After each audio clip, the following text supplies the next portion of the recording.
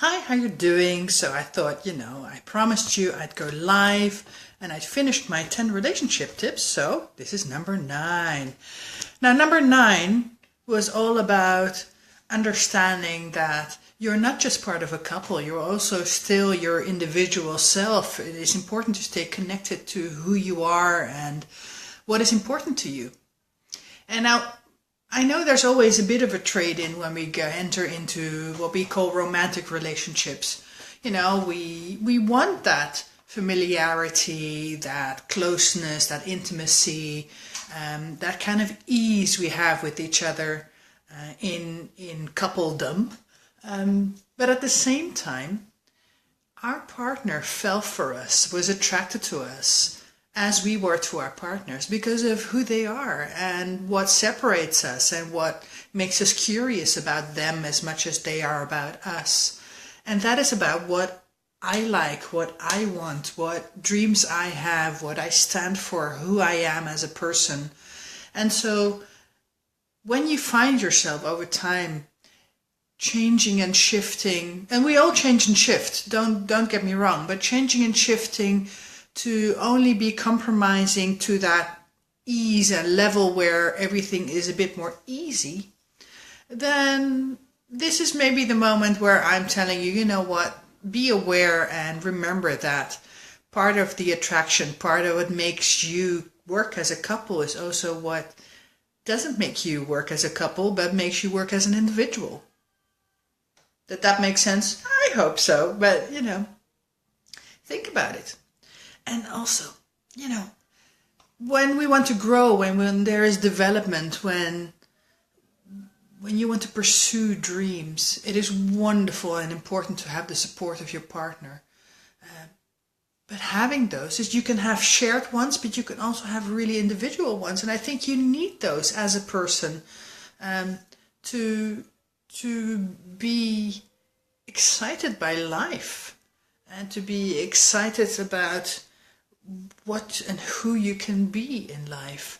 And that excitement will translate into this joy and this beaming being that you are, that your partner is going to want to eat up and be with and ask questions with and share time with. And so that kind of familiarity works a treat, but at the same time, a bit of distance, a bit of separateness also works a treat, because that creates tension, that creates hello viewer, and that creates attraction, and it creates curiosity towards each other. So why not try and see if you can also find some space to be you, to be connected to you, and to remember that whatever it is that is important to you.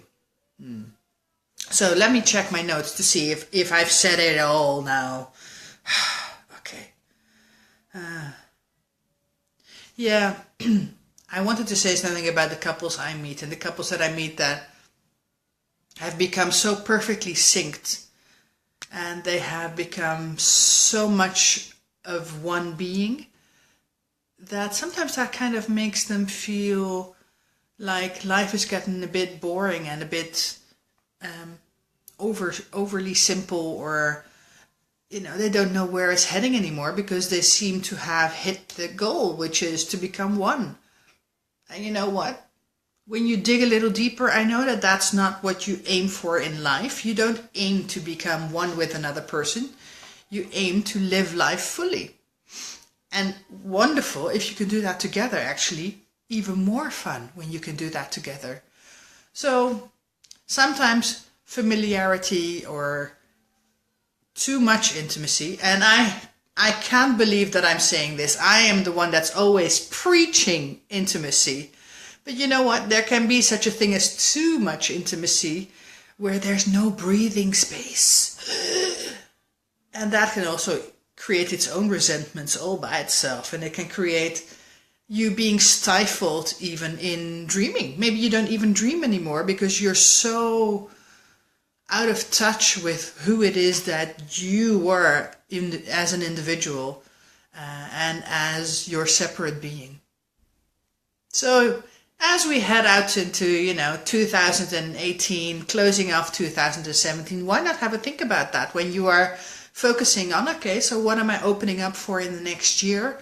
Maybe one of the things you want to open up for is doing a bit of exploration into what is important to you and talking to your partner and saying, tell me what is important to you. What have you lost touch with? And create that curiosity in yourself about your partner, and reminding them of who they were when you met and some of the things that they loved. And that can be really a great fun and really a loving place to be in together, where you remind each other of what it is you fell in love with, who it is you fell in love with, and what was the attraction between the two of you. Okay, gonna leave you now. I'll speak to you again tomorrow to close off the 10 tips, the 10 relationship tips, and then in 2018 I'm gonna come back to you with a completely different subject. Well, not completely different, they're all kind of related. Take care. Namaste. Bye.